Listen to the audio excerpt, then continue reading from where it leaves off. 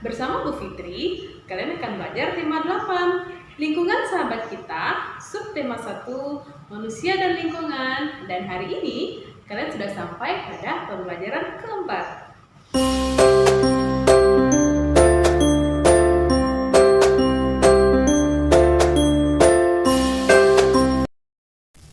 Sebelum belajar, marilah kita berdoa menurut agama dan kepercayaan masing-masing. Berdoa dimulai. Rabbi zidni ilma warzuqni fahma. Berdoa selesai.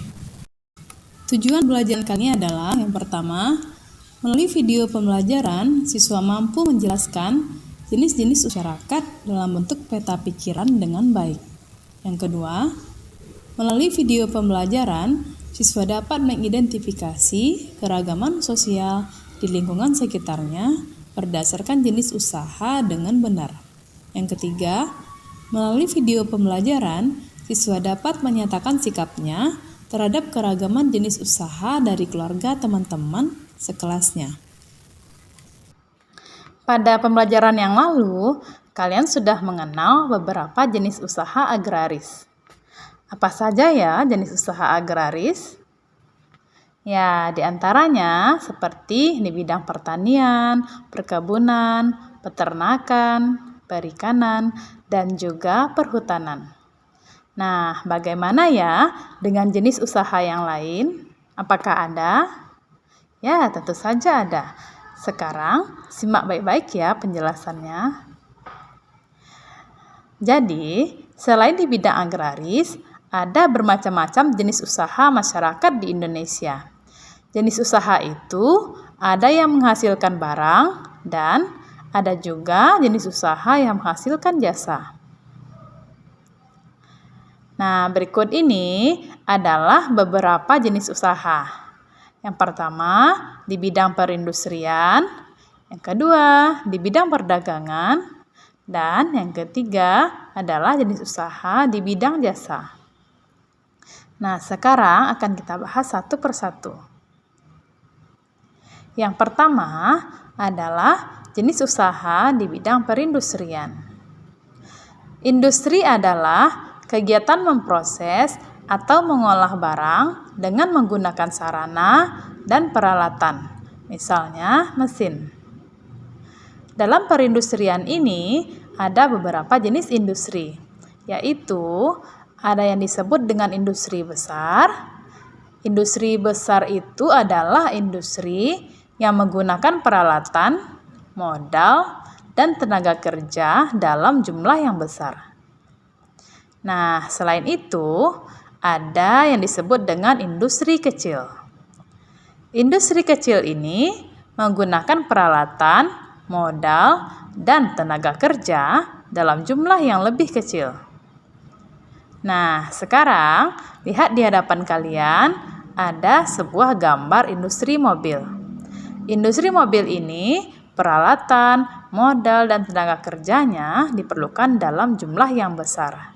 Sehingga industri mobil ini termasuk ke dalam contoh industri besar. Nah, yang kedua adalah gambar pengrajin mebel. Di sini peralatan, modal, dan tenaga kerjanya dalam jumlah yang kecil, sehingga pengrajin mebel ini disebut dengan industri kecil. Berikutnya adalah di bidang perdagangan. Perdagangan adalah semua hal yang berhubungan dengan kegiatan jual beli. Pedagang bisa disebut juga sebagai distributor, karena pedagang membeli barang dari produsen untuk dijual kembali. Tanpa adanya perdagangan, setiap orang harus memproduksi sendiri segala kebutuhan hidupnya. Nah, cukup repot kan? Dengan adanya perdagangan ini, produsen menjual hasil produksinya kepada konsumen melalui pedagang. Kegiatan perdagangan ini bisa dilakukan di pasar tradisional, bisa juga di pasar swalayan, di toko, di warung. Dan ada juga sekarang perdagangan yang dilakukan secara online, ya. Berikutnya adalah di bidang jasa. Jasa adalah segala aktivitas atau manfaat yang ditawarkan kepada orang lain atau konsumen. Usaha jasa memberikan pelayanan kepada konsumen. Contoh pekerjaan yang menjual jasa adalah guru, kemudian dokter, pengacara, montir mobil, jasa keuangan, pemandu wisata, dan masih banyak lagi. Jadi, jasa ini tidak memiliki produk atau barang, tetapi dapat dirasakan manfaatnya oleh orang yang menggunakan jasa tersebut. Keberagaman jenis usaha di Indonesia memberikan banyak manfaat bagi masyarakat Indonesia. Dengan jenis usaha yang beragam, masyarakat dapat bekerja sama dalam memenuhi kebutuhan sehari-hari tanpa mengalami kesulitan. Nah, anak-anak, kita harus dapat menghargai setiap kegiatan usaha yang ada di lingkungan sekitar kita. Mulai dari usaha agraris, atau usaha perindustrian, perdagangan, dan juga jasa. Kita harus dapat menghargai semua jenis usaha tersebut. Lalu, bagaimana ya cara menghargainya? Nah, berikut ini adalah cara menghargai jenis usaha orang lain. Yang pertama adalah menumbuhkan persaingan usaha yang sehat. Kemudian, berikutnya, menghormati usaha ekonomi orang lain dengan tidak iri atas keberhasilan yang dicapai oleh orang tersebut.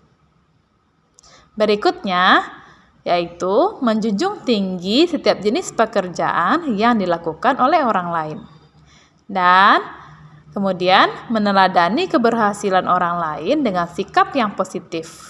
Ya anak-anak, jadi jika semua ini dilaksanakan, maka antara pedagang yang satu dengan pedagang yang lainnya atau usaha yang satu dengan usaha yang lainnya akan berjalan dengan harmonis.